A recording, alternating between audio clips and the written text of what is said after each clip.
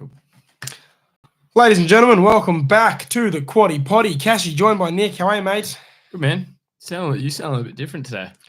Oh, got a frog in the throat, mate. Got a very big frog in the throat. I was at work earlier this week. I was at a Oztag Gala Day, believe it or not, out at Manly, standing in this pouring rain, and it's left me quite froggy. So forgive me, punters, if I have a couple of coughs, a couple of sniffles, and a couple of croaks here and there. But, mate, we cleaned up on the weekend. Yeah, did well. Tommy Kitten helped. Jolly Star really helped. I didn't get to watch much as I was down in Canberra for a trial match for footy, which was good fun. We won, which is good. Played all right. But I got to watch Tom Kitten and I got to watch Jolly Star, which ended my day pretty well, and then had a couple of bevs. But it was nice. It's good to have a couple of winners, especially in those big races. I get a bit of a bit more ahead, I should say, in the tip-off, which is good. Yeah, up to 10-point lead now. 7 winners on the day from us. I must say, would have been a whole lot better if broadsiding had come home. Cost us your multi with Treasure of the Moment. Cost us a few other multis. It was the last leg for quite a few multis, I'm sure, around the country. Woderton also didn't get the chockies. That would have been a nice winner there as well. 7 winners, we're not going to snip our nose at, but gee, we were very close to being 8, 9, 10 plus winners on the weekend. So we're certainly finding our form at the right time of the carnival. No, it would have been good. It would have been, but we're in the right direction, and I think a lot of good horses are going to be winning, and you'd rather get it right now because there's a lot of value going around, so should be good. Fair enough. With Jolly Star, great win. I will say Headwall, awesome run. Jolly Star took the exact same gap Headwall did, but she had the initiative. Damien Lane had the initiative to put her through that gap first and arguably won her the race. Headwall closed off nice and quick, but, you know, the race was done as soon as she hit that gap with authority. Do you reckon now they maybe send her to the UK for Royal Ascot? Send her down the straight in the UK. I'm not a big send Aussie horses overseas. I never like it because we don't really hear too much about it until they come home, and it's usually some bad reason they come back home, which has been in recent years.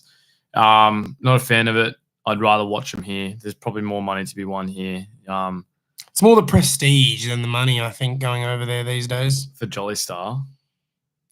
Just for any horse to go over there and say that they're an international winner and a winner at Royal Ascot. Yeah, but what prestige does Jolly Star have here, really? You know what I mean? Well, yeah, none. There's not a lot to go over there and be like, she's won everything in Australia. Now she's coming overseas. She lost in Everest. Well, it's like Asphora couldn't win dick over here, and it went over there and pumped them. It doesn't make any.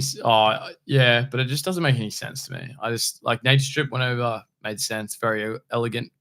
Although it was the wrong decision, went over, made sense, had legacy to run, goes down as a great horse. But then you look at Jolly Star, you wouldn't put it on the level as Nature Strip, or in my opinion, anyway. I wouldn't. Well, obviously, you wouldn't put it on that, but I just think it's, yeah. That's what I reckon. Yeah, it's fair enough. Well, there it is, punters. I'll tell you, you'll have a bit of that in the episode. I wouldn't be surprised if she does, now that maybe Switzerland's probably not headed over there. You know, usually the trend of the last few years has been at least one Aussie horse goes, usually a Waller horse goes. But, I mean, I would like maybe a year of none of them going and them just sticking here and trying to get the best out of them here because, like you said, when they come back, they're usually not the same horse. And I mean, we've sent Stormboy over there. He kind of counts. He's full-time there now, but he can technically wave the Australian flag at Royal Ascot this year. Only other thing to really touch on, Pride of Jenny is back this weekend, officially at the races. Yeah, suits up pretty well. We might talk about it a bit later, I think. Yeah, she is back. It is she's really well suited to this race that she's going to run in as well. So we'll wait and see. What do you reckon? I know you're not happy. I'm not going to lie, I hope she runs dead last by a country mile. I'm not a fan of how this all panned out. Not a fan one bit. I honestly think she'll win. I think Zardozi's looking for just a little bit longer in that race. So, well, we still don't know if Pride of Jenny's even the same horse because of how much of a cliff she fell off at the end of the spring because of just how run into the ground she was. Yeah, that's true. The Shelby 66 style. Just never came back. Yeah, talk about that. How did the Shelby 66 get allowed to go around on the weekend?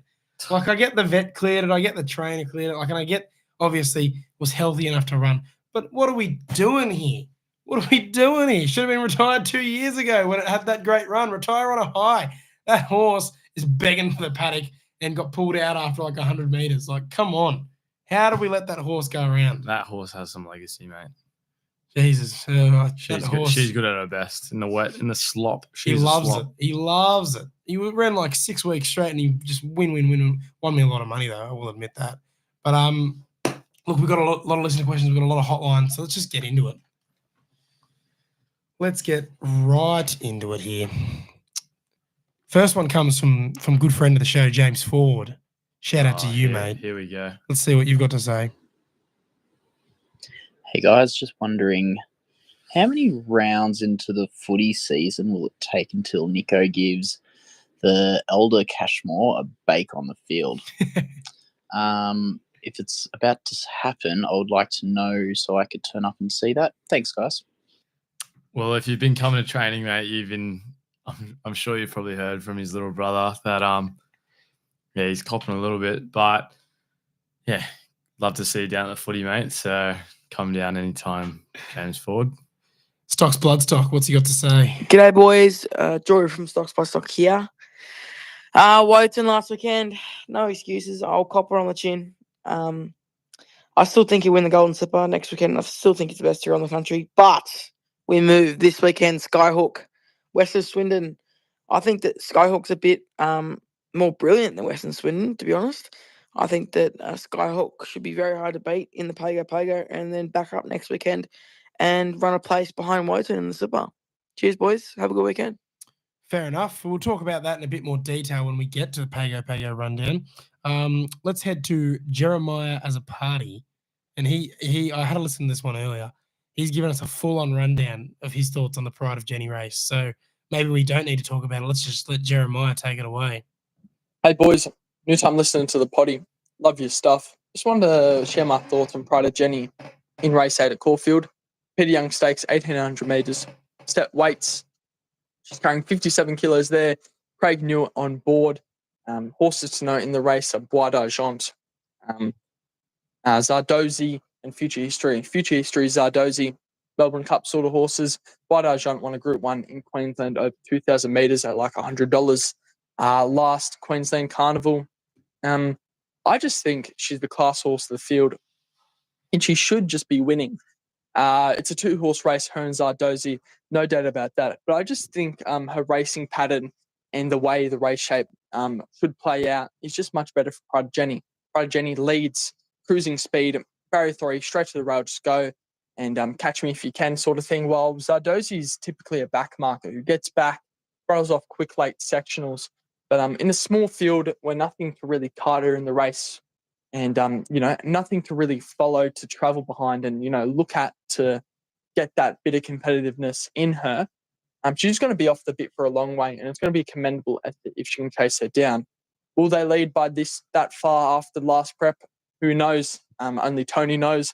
But I just think she matched really well for this race, especially at those set weights. What's your thoughts, boys? Is she a lay? Is she a play? Do you want to see her go around before putting any money down on her? But I think she's not the worst play of the day. Thanks, everyone. Far out. We need to get him a job here, mate. He's running down races with more detail than us, and I think he's given it a good shakedown, that race. And the call of Bois d'Argent at $23 is an interesting one. I'll get it out of the way now because we won't really be touching on it until around the grounds. Pride of Jenny, to me, I would be laying it, considering what we saw at the end of spring. No good. $2.45. Newitt on board instead of the regular, Bates before he got kicked off. I don't know.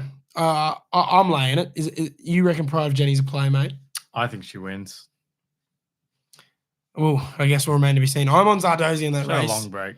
I'm on Zardozi in that race. But yeah, Pride of Jenny, I just can't get behind it. And then we go to Jay O'Brien to finish us off. G'day, Mox. It's J1400 from Dabble. I just wanted to give a massive shout out to Linebacker. Since it's being gelded, I backed it first up, I backed it second up, I've gone and ditched it and had broadsiding to win $2,000 in a multi, and Linebacker's got up. So shout out linebacker and fuck you. I feel your pain. I absolutely feel your pain, Jay. That's exactly what happened to us. And I've backed linebacker every start of its career, and I finally jump off. And it would have got me some good points in the tip-off. My goodness me. Would have brought me right back to the front. Shout out Jay. J1400 on Dabble. If you're already on Dabble and you're following us, go give him a follow. He's a king of the CBS down there on Dabble. He rarely loses one. But if you haven't got Dabble, you can always download the app, use code MOXSports when signing up to let them know that we sent you. Gamble responsibly and set a deposit limit when doing so. Mate, what are our listener questions? Let me get them up. Frismic has got a couple questions too. Most informed stable, Bjorn Baker. Yeah, Bjorn overall of the carnival of the last 2 weeks, I would say Godolphin. Cummings is back, baby. Yeah. James Cummings is back. He had a very slow start, had a very slow spring as well, but he's back. But yeah, Australia-wide, Bjorn, he's on fire. Favorite New South Wales track outside of Rosehill and Ramwick? I'm a big Canterbury guy. Yeah, Hawkesbury's all right. Don't mind Hawkesbury for a bit of country races. It's not too far. Jasper Langley, hey boys, got to ask your thoughts on Vauban, the biggest Melbourne Cup pretender, race 5 at Rosehill. Yeah, he's back this week. We'll definitely touch on it.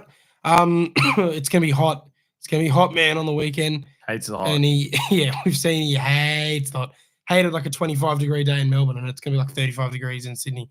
So if he melts, rip up your ticket. If he doesn't, maybe races on. But it all comes down to how he parades and if he melts or not.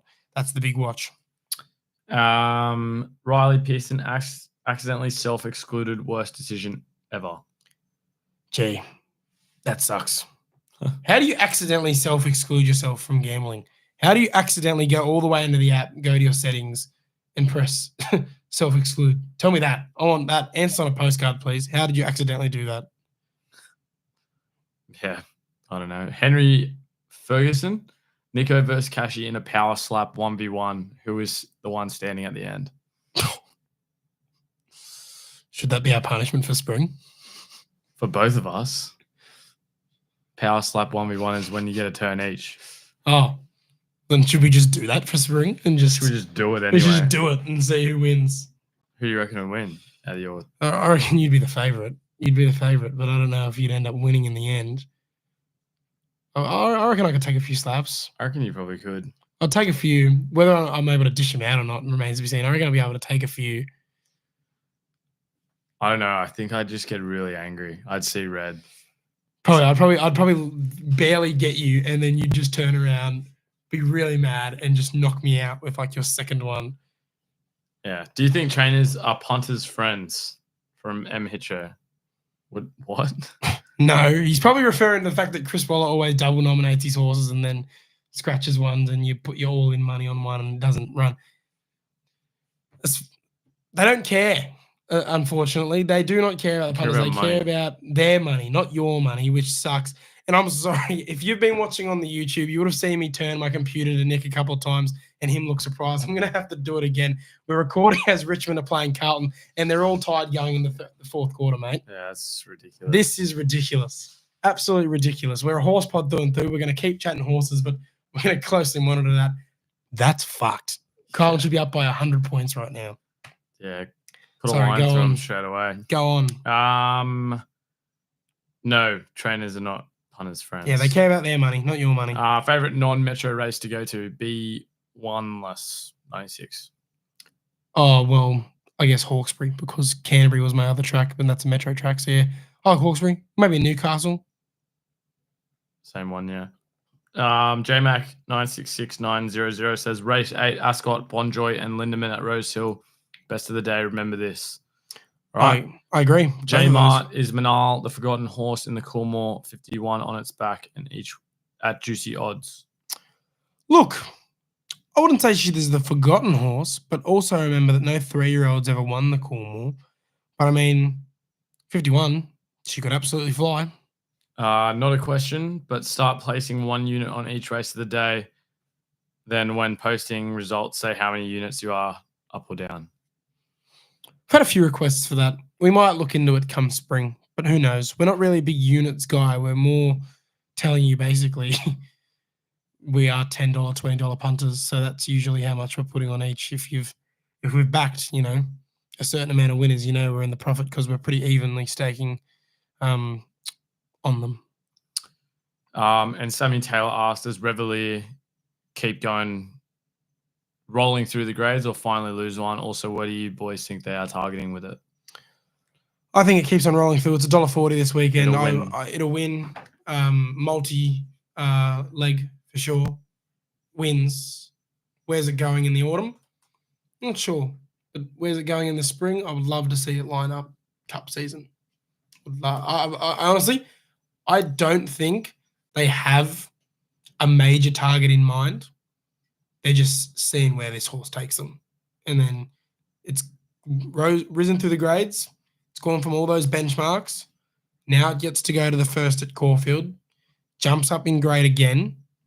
Again, probably at the start of the prep, they weren't thinking we were going to be in an open handicap race by the end of the prep. But it's there now. Wins this. Maybe goes to a Brisbane winter. Maybe it's put away. Maybe has another run. Maybe it has another 2 runs. But I reckon spring, it can certainly line up in a few stakes races, that's for sure. Fair enough. Was that it? That's it.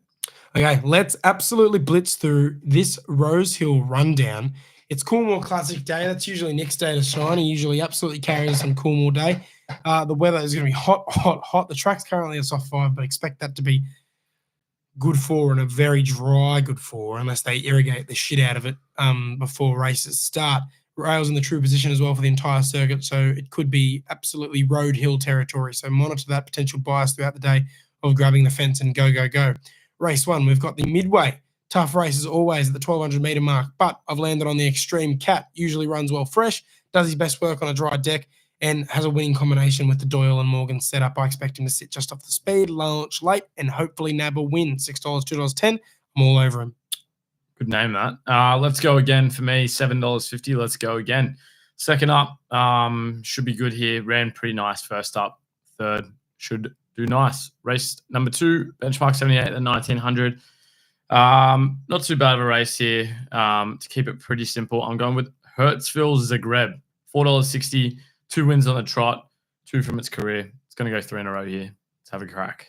Fair enough. Perfect play for me. I know he's become a bit of a non-winner, but finds punters. Finds himself a very winnable race. Has form behind Kings Valley and Reveille, the horse we just discussed.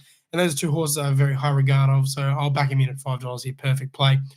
The Pago, Stocks Bloodstock. Shout out to him. He mentioned it earlier. This is the last chance for the boys to get into the slipper. This is the race that a horse by the name of Shinzo came through a couple of years ago en route to winning the slipper 1 week later. We've got a few of the better 2-year-olds going around here, and it's a shame that some of them won't be here on the big day next week because they just haven't accumulated big enough prize money, because West of Swindon should be there. Comedy should be there. I would say, Skyhook probably should be there. United States should definitely be there. Valedictorian probably should be there. But, they're not all going to be there, which is just a shame. I'm going back to the well with United States again. I said earlier on in the spring, I'm more on him for a size and a champagne, but he finally gets to have J-Mac on his back, which will be the real tell if he is in fact as good as I think he is. Watch him launch late, $7.50 to win, $2.30 to place. The fact that Karen McAvoy's been on him both starts and probably ridden him a bit upside down. J-Mac finally back on. I think we can finally see what this horse is made of. Yeah, I'm a bit stuck here whether I go Skyhook or Comedy. Stick with Comedy or I go Skyhook. I'm going to go Comedy, $11, $2.88. Good enough for me. Forgive its last run, it wasn't too bad, but the one before that, it almost got home. So Comedy for me, third up, should be peaking, and then get it into the slipper next week. Race 4, the 1,200 meters. Strata Verena is your favorite, $2.90. Good race, this one. Pretty tough. I'm going to go with a bit of a roughie here. I'm going custom. James Cummin, informed trainer at the moment. Got Rachel King, great jockey. Been over in Japan the last couple of months. $27, $5.75 for the price. Good each way odds for me. Yeah, look, last chance for the girls here. And I'm going to give a shout out to Lincoln Palmer, who has told me to get on this horse. And when I had a deeper look at the form, I actually really like it. So I'm backing him in here with Autumn Blonde. Love the Autumn Sun kids, even though they do get better with longer. But this horse just continues to close off strongly every start, and the form behind within the Law and Belazane is form I like. Just needs to get going a little earlier in the race to get into the finish here at $9.50 to win, $2.60 to place. Also, punters, I'll give you a futures tip here. I gave you the tip last night, Nick. I don't know if you ended up getting on, but a horse by the name of Enviable debuts here with Tim Clark on board, Chris Waller trains. It's $41. It's a Frankel kid, so probably isn't winning this week, backing up and going into the slipper next week. I feel like Waller's definitely setting it up for maybe a Sires, a Champagne, a JJ Atkins. So Enviable's currently $126 to 1 for the Sires.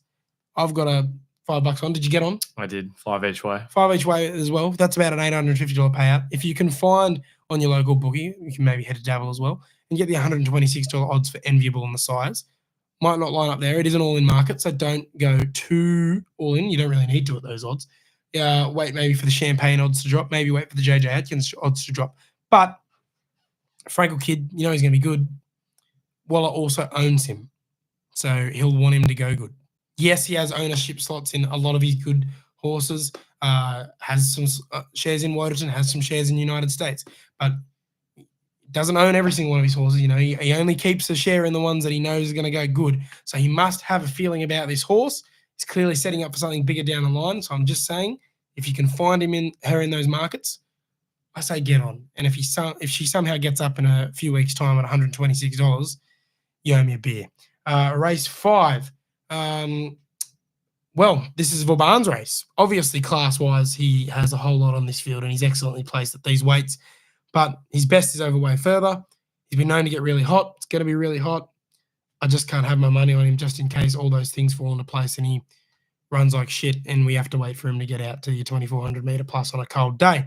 Maybe he pisses in, but I'd rather not have my money on him. Kinesiology is a horse I've been chasing for quite some time and I'd hate to jump off him now and have him win. But gee, Lindemann just looks like the easy bet here. The form around Via Sustina is too much to ignore.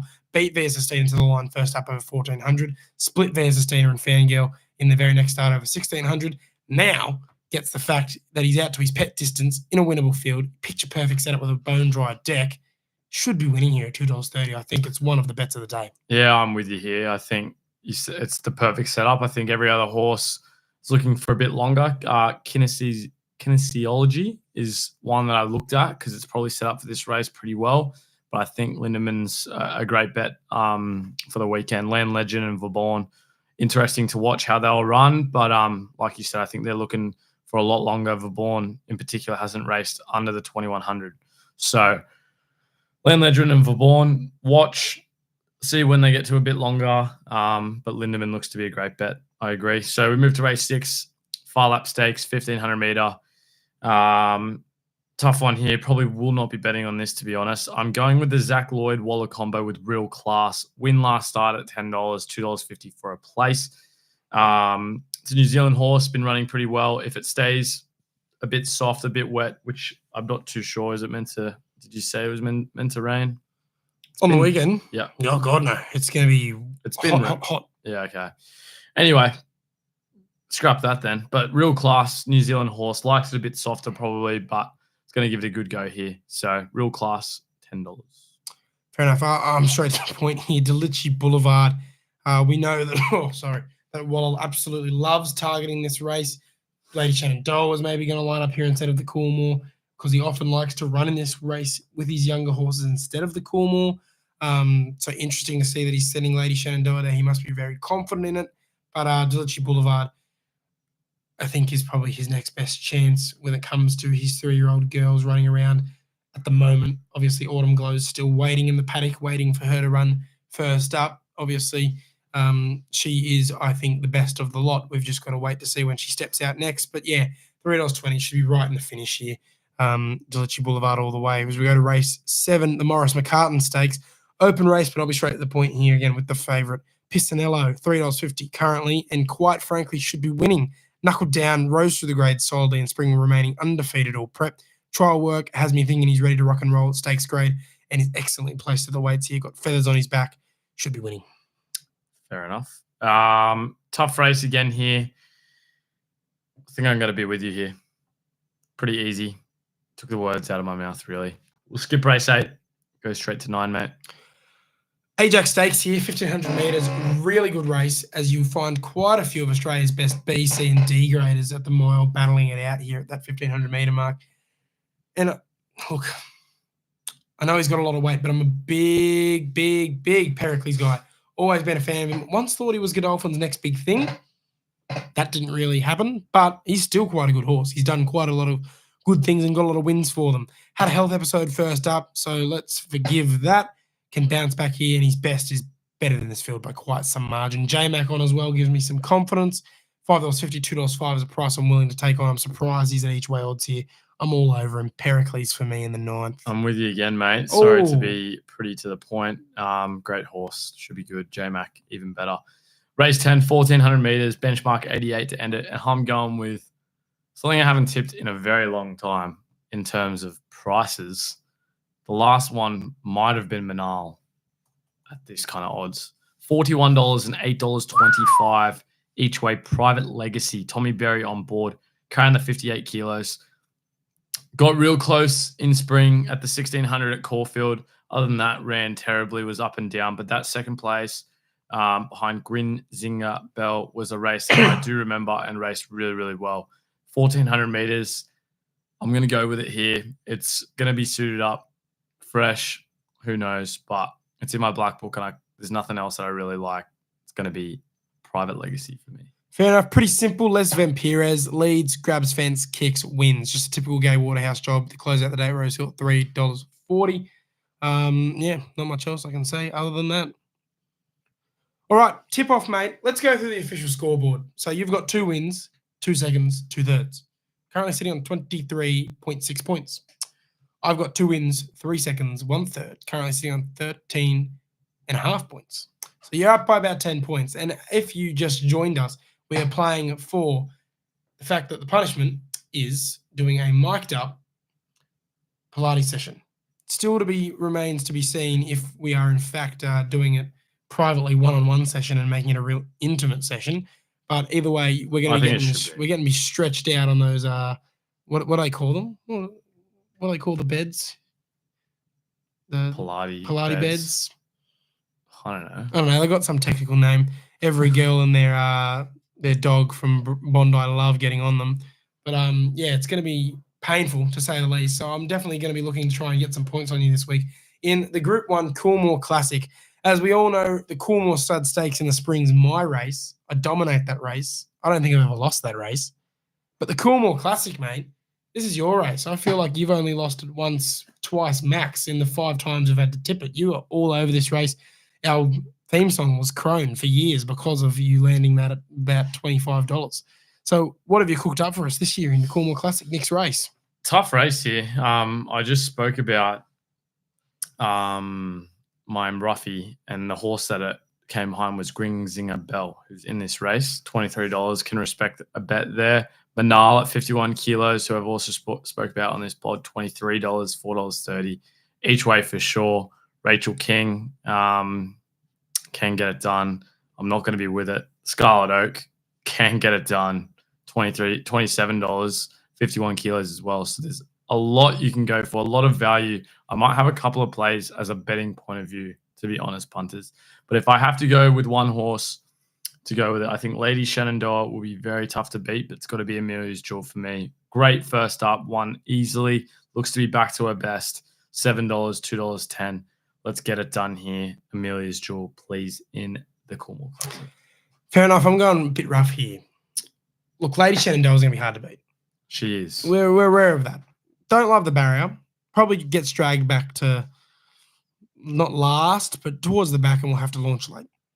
But we know she has the turn of foot to do that. Lady of Camelot also, with the way that the track's playing, is wide, but if she can get out of the front and get up on pace, could just fall in to a win here. Grinzinger Bell, again, loves to lead. Again, could be one that just gets up on pace and just falls into the win. But I'm looking at Olentia, $21, $4.20. When do you ever see this horse at this price, Nick? Not very often is the answer. It's a good horse. Very good horse. 2/4 to start the prep, but those have been absolute sit and sprints, which she is just not a horse that is about that life. She is about really revving up those gears, going around the turn and just going whoosh, it down the straight and just, getting into a nice hot tempo and relishing that. But she's had to have an anchor dropped on her in front and then just get told to sprint off the bounce 300 meters out. She hasn't really been able to pick herself up. And because of that, she's blown out to $21 here. And I think, come on now, if she can get around this field with a nice hot tempo with those Lady of Camelots and those Grinzinger Bells going out in front and setting the nice hot tempo, she can round them up late and get the job done. And if I snag 25 points here, it's on for young and old for the tip-off. I know we've still got about a good 15 to 20 races still to go, but it's game on if I can get this race here with Alentia. Yeah, Alentia's a great pick, I reckon. Honestly, Wallace said that she's going to win a Group 1 at some point, and this could be it.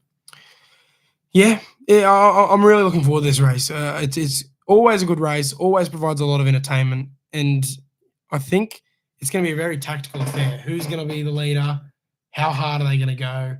Where are we going to get to in the run with a few of those horses drawing out wide? Is Amelia's Jewel going to get a clear lane to the line in middle barrier there? Is Alentia going to be able to swing wide and, get the chockies there, or is she going to have to weave through a lot of runners there in barrier 3? She's going to get buried on the fence. Hopefully, in my case, she gets a nice clear run to the line and gets the chockies there. So that concludes the great tip-off as we're about to head to Around the Grounds, mate. But just quickly, I said we were going to monitor it. And 12 minutes into the fourth quarter, Richmond Tigers are up by 12 points on the Carlton Blues right now. God. Dan Gorringe, we need a welfare check on him. I think he's probably having a heart attack in the stands at the MCG right now. What in the world is going on? We also need a welfare check on Corey Dow. He's probably having conniptions at home as a Richmond fan. This was not meant to happen, punters. Again, sorry, I apologise for the footy chat, but if you know your footy, you know how significant this is. Around the Grounds, mate, have you found anything away from the features? There's nothing I like apart from Pride Jenny, so I'll let you take it, mate. But yeah, Richmond, what is going on? Yeah, well, I said Revelair, but it's $1.40, multi only. Why are you putting that on the head? I don't know. Caulfield, race 6, you're on Pride Jenny. I'm on Zardozi, like I mentioned earlier. I'll also take Bonjoy and race 8 at Ascot. I really agree with that listener who gave us that tip. I can't remember who it was. I'm sorry, but you know who you are. I agree. Just building a picket fence over there in Perth. Not often I go to Perth, but this horse I'm definitely willing to go over there for. So Bonjoy for me. But other than that, around the country, it's a bit of a snooze fest. It's a really weak dip before we come back hard with Slipper Day next weekend. Yeah, Victoria's pretty boring this weekend. Yeah, not a single feature. Well, I mean, got some features, but not a single big race to be tip-off worthy. That's for sure. Yeah. All right, mate. Let's go through the quaddies at Rosehill. We're back to our traditional 4 in each leg here. We've got in race 7, Time to Boogie, Piscinello, Mojo Magic, and Perspiration, 6, 7, 10, 11. Amelia's Jewel, Alentia, Lady Shenandoah, and Lady of Camelot in the 8th. They're at 1, 2, 4, 6. Pericles, Freedom Rally, Willado, Ducasse, 1, 4, 9, 11 in the 9th. Finishing us off, we've got Glint of Silver, Private Legacy, Harlem Queen, Les Vampires, 3, 1, 3, 9, 12. Again, the numbers were 6, 7, 10, 11, 1, 2, 4, 6, 1, 4, 9, 11, and 1, 3, 9, 12. Caulfield, in race 7, we've got Band of Brothers, Winner's Edge, She's Got Pizzazz, Matisse, 1, 3, 4, 9. Race 8, Cloisters, Magore, Miss Celine, Kiliana, 4, 5, 9, 13. Race 9, Hedge, Nicolini, Vito, Bossy Nick, Molly Nickers, 2, 3, 10, 11. Race 10, Call Him Iggy, Mix It, Mrs. Artie, Electric Bell, 1, 2, 6, 7. Both of those quaddies, $50 is going to get you 19.5%, as is the mock standard. Mate, if you're going to be having one bet around the country, whether it's in Melbourne, Adelaide, Perth, Brisbane, Sydney, who was it and why? If I had to have one bet around the country, I think it's going to be Lindemann for me. Race number 5, $2.25. I think Lindeman's the best picked in this one. Great minds think alike. We're all in on Lindemann this weekend. So for those of you asking what our units will be, we're probably going to be doubling down on this one. You'd probably expect $40, $50 stake. So if that gives you a good gauge of how much to be putting on it, big bet on Lindemann incoming for the mocks. It just, I think Vauban really the only danger. Maybe a kinesiology really down at really low weight. But I just think Vauban's going to melt in the heat. Kinesiology maybe not as sharp as a Lindemann. Gets its peak peak setup here. Bone dry deck at a track that it loves, at a distance that it loves. Has the VSC in form, should be winning. Fair enough. Is there anything else, mate, you want to say to the punters before we head off? Nothing really. Good luck. Footy's back. Punting's back on footy. The scoreboard looks shit. Yeah, tonight's Melties didn't go to plan because everything had, just Carlton domination. And look what's happened. They're going to lose. Crazy, but I love to see it. We didn't think Richmond were going to win a game all year, and they're about to beat the Blues unless they choke. I reckon a lot of people came out and said, I don't think Richmond win a game all year. This is going to be genuinely nuts. We didn't think they were going to win a game all year, and they're going to win the first game unless Carlton put a couple goals on them. But they look. Who knows what's about to happen, like in terms of AFL? I don't think Swans looked pretty ordinary as well. In general, I don't think anyone expected them to be that bad. They had a lot of holes in their game. Errol's a big loss. Shout out friend of the show, Sammy Lawler. He's had about 15 and 2 goals. He's had a great debut. So shout out to him. He's a friend of the show. He listens. So if he's listening tomorrow, after recovery, congratulations on your debut, mate. Hopefully we've tipped you in some winners. 100, bro. If you want to come on the pod, by all means. Yeah. Leave a Hotmail. 100%. Also, again, Dabble, if you're going to be copying any of our bets, footy-wise, horse-wise, basketball-wise, we've been cooking on that lately. Head to the app, use the code MOXSports, let them know we sent you. We're also going to be doing a live stream on the weekend. I was about to say bright and early. Nothing bright and early, about 1 p.m. in the afternoon. So 1 p.m. on the Dabble app, you'll be having me and Nicko bringing you some live banter, some live tips. Just chatting footy, chatting races. It's going to be a good time. So tune in. Make sure to game responsibly and set deposit limit as always when doing so. But other than that, we'll see you next week for one hell of a card. Golden Sipper Day. Get ready, punters. It's going to be a big one.